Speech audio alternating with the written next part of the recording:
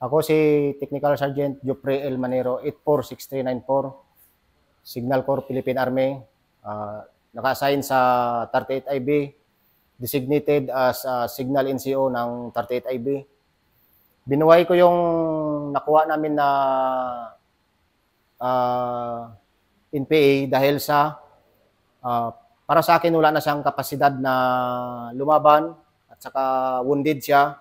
Nakita ko yung sitwasyon niya na nasa bingit na siya ng hypothermia, nanginginig, namumutla.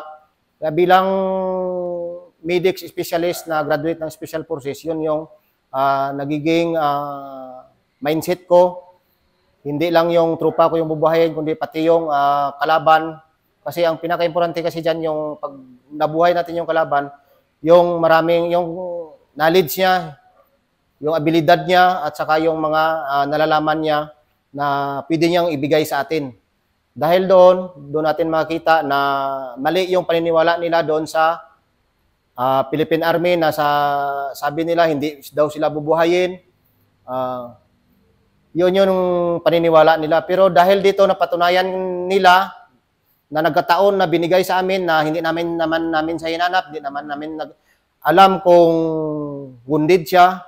Yung nagiging assessment ko doon para mapatunayan ng Philippine Army na mali yung paniniwala nila, kaya yun yung ginawa ko. Binuhay ko siya kasi may paraan pa para na magbago siya.